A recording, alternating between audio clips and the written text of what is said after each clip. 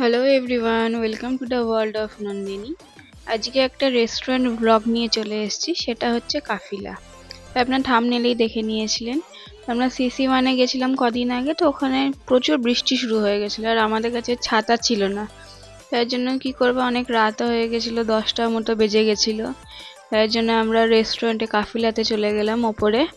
তো ওখানে গিয়ে আমরা শুধু মেন কোর্সই অর্ডার করেছি, আমাদের প্ল্যানই ছিল, ওই জন্য আমরা অত স্টার্টারের দিকে লক্ষ্য করিনি। এই যে এটা হচ্ছে ওদের মেনু কার্ড। মেনু কার্ডে অনেক রকম আইটেমস ছিল।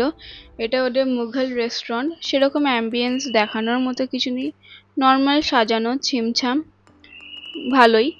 তো আমরা গিয়েই ফার্স্টে বিরিয়ানিটা অর্ডার করে দিয়েছিলাম, মাটন বিরিয়ানি।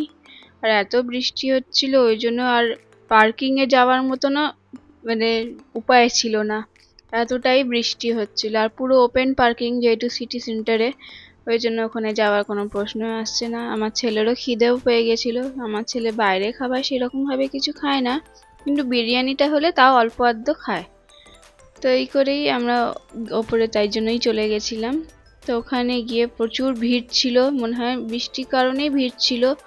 আর অবশ্য উইকেন্ডও ছিল, ওই কারণে আমরা 5-10 মিনিট মতো ওয়েট করেছিলাম।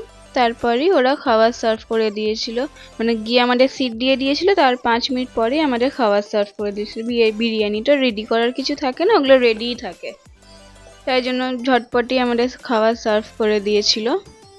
তো ওদের কমপ্লিমেন্টারি রায়তা থাকে আর স্যালাড থাকে, তো সেটাও আমাদের সঙ্গে সঙ্গে সার্ভ করে দিয়েছে।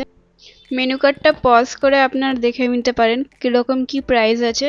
প্রাইস মোটামুটি অ্যাফোর্ডেবলই আছে, সেরকম খুব বেশি প্রাইস কিছু নেই।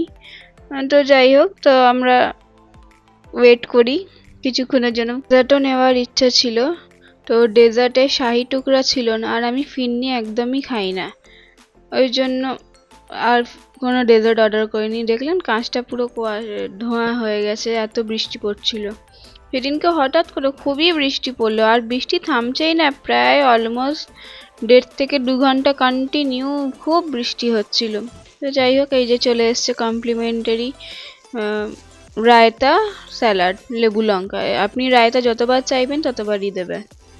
তো এদের বিরিয়ানিতে আলু থাকে না, আমরা নর্মাল বিরিয়ানি নিয়েছিলাম, তাও 2 পিস মাটন ছিল এক এক প্লেটে।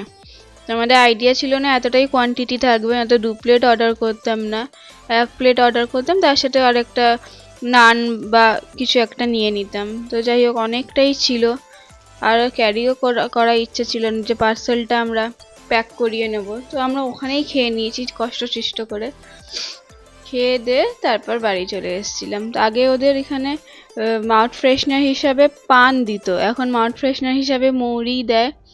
তো যাই হোক, ওটা খেয়ে আর অ্যাম্বিয়েন্স একটুখানি দেখিয়ে দিই। অ্যাম্বিয়েন্স খাস কিছু নেই, জাস্ট মোটামুটি মোগলদের যেরকম সাজানো গোজানো থাকে ওরকম। তো ভিডিওটা কেমন লাগলো জানাবেন। Thank you.